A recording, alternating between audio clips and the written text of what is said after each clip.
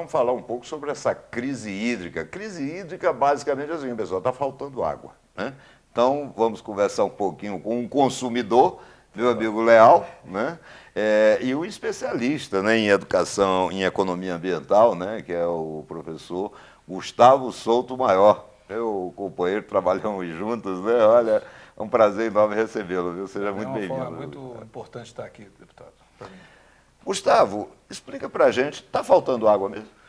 Deputado, eu vou, assim, rapidamente fazer um histórico. Em 2001, há 15 anos atrás, o Tribunal de Contas da União fez uma auditoria operacional em todos os sistemas de gestão de recursos hídricos do Brasil, com informações da Agência Nacional de Águas, com informações das companhias de águas e esgoto de todos os estados, e chegou à seguinte conclusão, que naquela época, 15 anos atrás, o Distrito Federal já estava numa situação de estresse hídrico. Nós tínhamos uma situação em relação à disponibilidade hídrica por habitante ano, só melhor no Brasil, naquela época, do que os estados de Pernambuco e Paraíba. Ou seja, desde aquela época, desde há 15 anos atrás, que o DF já foi alertado sobre essa situação de falta d'água. O que é o estresse hídrico? O estresse hídrico é quando a gente não tem água para 100 litros de água por pessoa na região para ela suprir as suas necessidades. 100 litros. 100 litros é o básico. Acima de 100 litros você não está na situação de estresse hídrico. Se está abaixo disso é porque você está numa situação já que mais para frente vai faltar água realmente. E de lá para cá, o que a gente tem visto aqui no Distrito Federal é realmente uma situação um pouco que eu considero assim uma certa irresponsabilidade em relação a isso aí.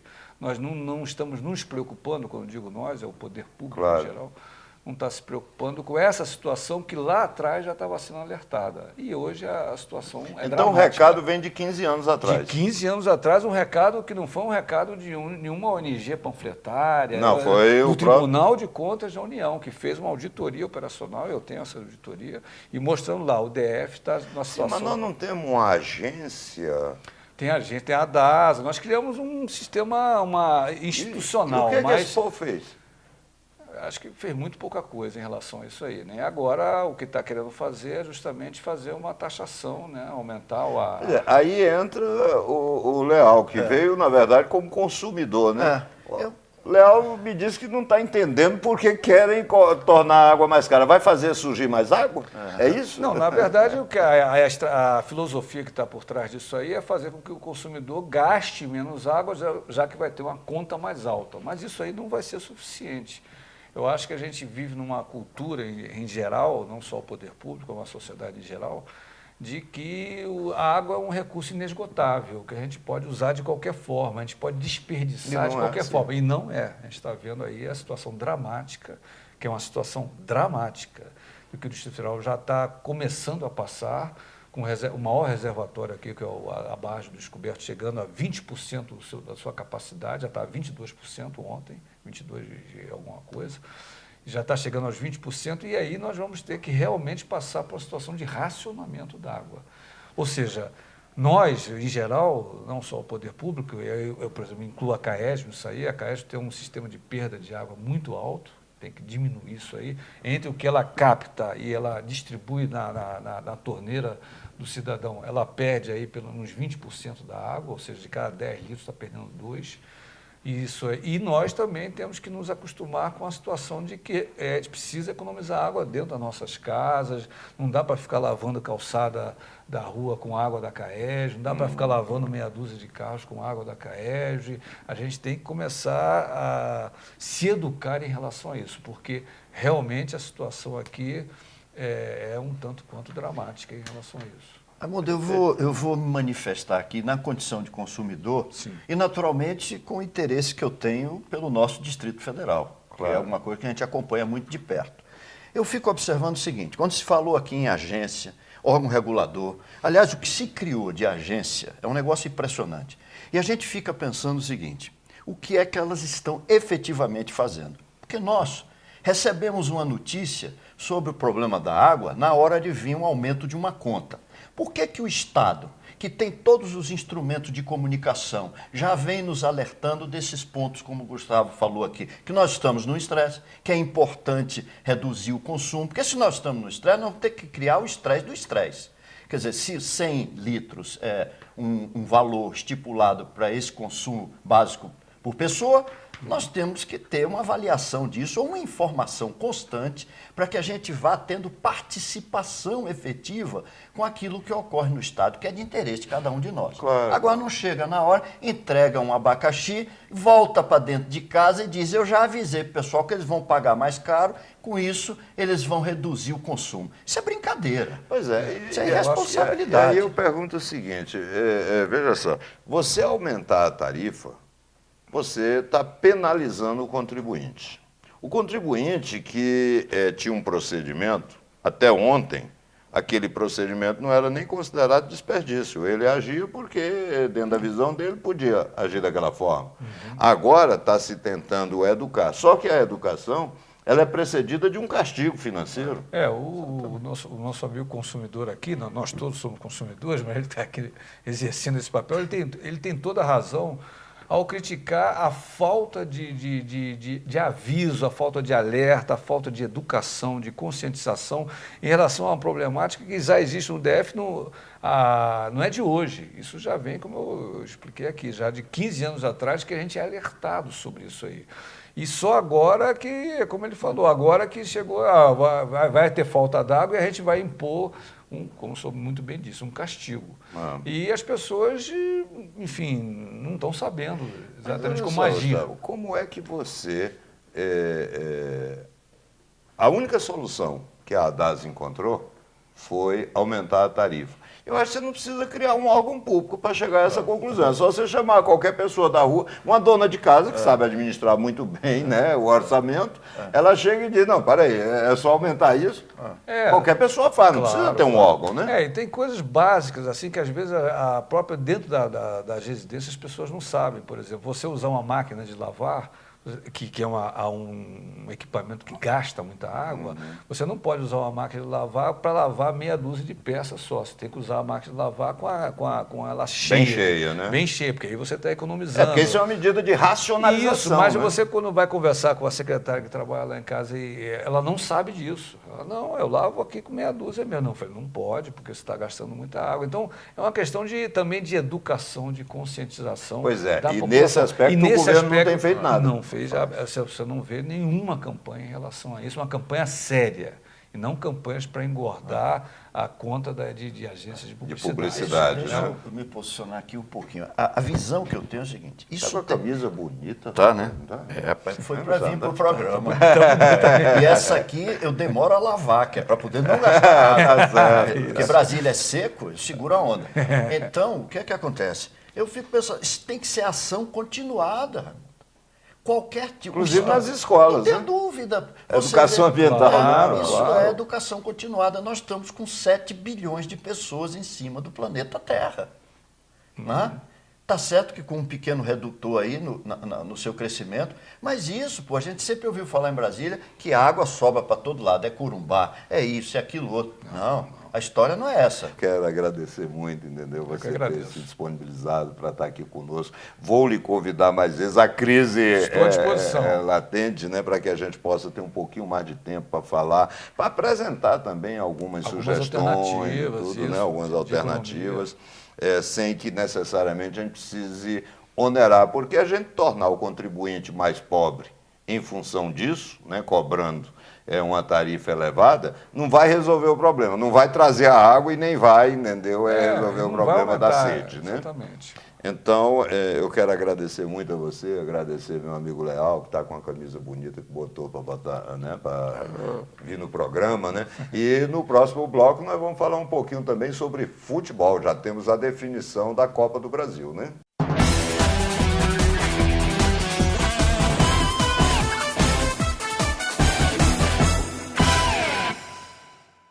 Estamos de volta e agora vamos falar um pouquinho sobre futebol, né? Você deve estar vendo aí, né? Temos a presença constante, né, do nosso amigo Alan, né? E hoje temos alguém novo aqui, né? O Lucas Bolzan. O Lucas, inclusive, está substituindo o nosso amigo Everson Cordeiro, porque o pessoal aí, os palmeirenses andaram reclamando da presença do Everson, né? Porque o Everson dizendo o tempo inteiro que é corintiano. Você torce para que time? Eu sou vascaíno. E confessa isso assim na televisão? Na televisão, redes sociais. Tá certo. Seja muito bem-vindo. Mas o Everson Obrigado. vai estar aí com a gente, independentemente da presença do Lucas, sempre, né? Porque hoje eu não pude vir. Mas e aí, rapaz, você viu a definição dos finalistas da Copa do Brasil? Vi vários jogos, 2 jogos emocionantes. Cruzeiro contra o Grêmio não foi um jogo alarde. Mas o Cruzeiro jogou com muita galhardia, né? Isso. Não, na verdade o Cruzeiro, primeiro boa tarde aí aos espectadores, né? Primeiro que o Cruzeiro, na minha opinião, o Cruzeiro até mereceu vencer aquela partida. Também achei. Mas o futebol, ele é feito, o futebol no campeonato... Futebol não tem negócio de merecimento. Não, e no né? campeonato que Futebol é jogo bola de na volta rede. como a Copa do Brasil, você tem que ser copeiro, né? É. Então acabou dando aí, na verdade, acho que as duas lógicas dessa competição, nas finais que foi o Atlético e o Grêmio, porque são 2 times acostumados... Não, e o não é à Atlético toa nos que o últimos Grêmio está tempos- na final. É o time que mais teve nas finais da Exatamente. Copa do Brasil, né? E Exatamente. o tem time 4 mais títulos. copeiro, né? É, o time mais Também. copeiro que tem, né? Exatamente. Não tirando o mérito das 2 outras equipes do Internacional, que lutou Quem bastante, será o também campeão? do Atlético Mineiro. Atlético Mineiro Você vai acha vencer. que é o Atlético? certeza. É um Muito- time mais bem preparado. O Grêmio vem numa remontagem de elenco, né? Troca de treinador. O Atlético Mineiro, não, o Atlético Mineiro já vem há um bom tempo se preparando para esse título, para Você essa está falando do competição. Atlético, deixa eu te falar de um jogador que eu acho que é um jogador extraordinário. Lucas Prato. Está no Atlético Mineiro. É reserva do Fred. Reserva do Fred. O Fred não joga a Copa do Brasil por já ter jogado pelo Fluminense. Né? Mas o Lucas Prato, ele entra... Eu nunca vi um sentimento coletivo tão grande quanto esse. Ele entra como se ele fosse titular, faz gol. Aliás, o gol do empate foi dele, Foi dele. Me diga uma coisa, quem vai ser o campeão brasileiro, Lucas? Olha, deputado, eu... Não, fica em cima do muro, não. Aqui todo mundo Rapaz, já disse. Entre você Flamengo vai- e Palmeiras, assim, o Palmeiras é bem mais favorito. O Flamengo ainda tem um confronto direto com o Botafogo, que é esse clássico, né? que Hoje, vai ser né? Hoje, Daqui a pouco. Daqui a pouco.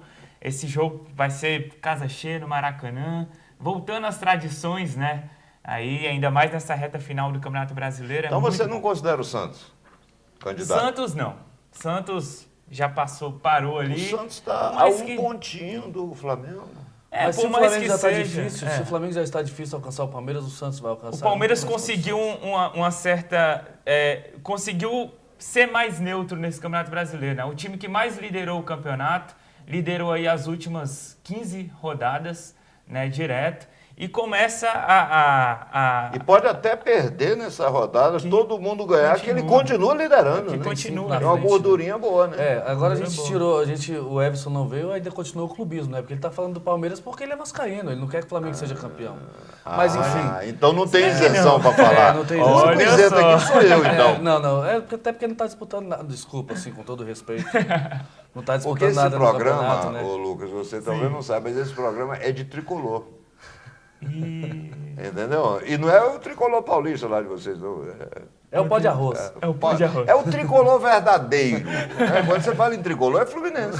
Mas voltando a falar Sim. sério, deputado, o Palmeiras ainda continua com o favoritismo, como a gente já havia falado no campeonato, no programa passado, mas os resultados da rodada passada colocaram o Flamengo novamente na briga. Apesar de que eu ainda acho muito difícil, muito complicado.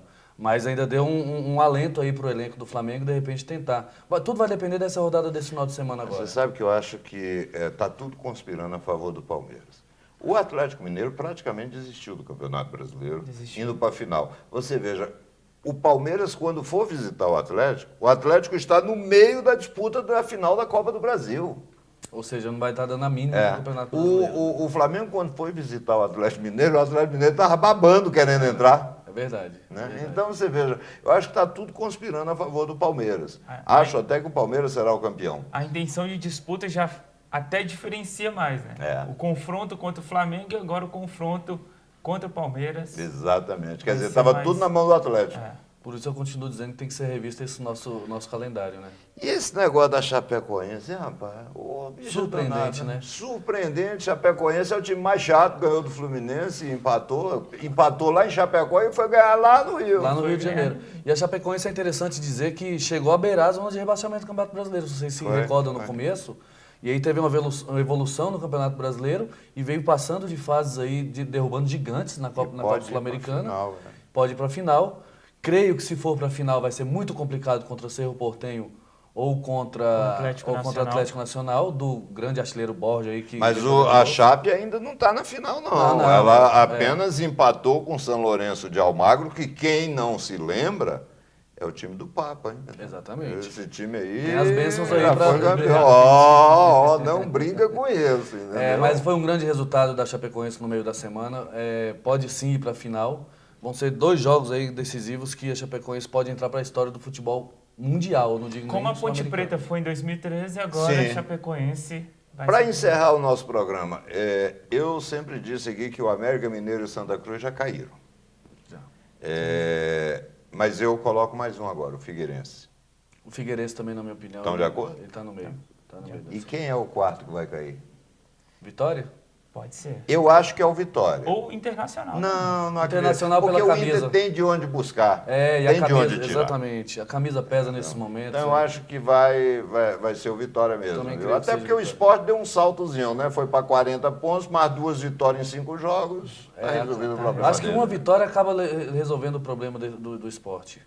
Exatamente. Então, pode cair no colo do Vitória esse Bem, rebaixamento. o próximo programa aí só faltarão, me parece que 3 rodadas, né? Só 3. Aí já dá pra gente cravar mesmo, né? Quem cai, verdadeiro quem campeão. sobe, quem vai ficar só dormindo, né? No meio da tabela, exatamente. sem ter o que fazer, né? Bem, eu quero agradecer a você, Lucas. Eu Seja muito agradeço. bem-vindo. O Alan ainda quer fazer, né, uma homenagem, que é uma homenagem de todo o Tribuna Livre, de todos os nossos telespectadores. E o Alan terá a oportunidade de fazer o encerramento do nosso programa. Obrigado, deputado, aí pela oportunidade. Eu queria aqui deixar com vocês, telespectadores, a nossa singela homenagem aqui à nossa grande companheira jornalista esportiva. Trabalhou muito tempo no Correio Brasiliense, foi uma grande companheira dos nossos campos, quadras, a Lohane Melo, que no último dia 2, justamente no dia de finados, nos deixou. Foi morar com Deus aos 26 anos de idade, uma parada cardíaca fulminante, não teve como se reabilitar. Mas Deus sabe de todas as coisas, está com ela agora ao lado dele. E é assim que nós deixamos o nosso programa de hoje, com esse nosso sentimento de dor.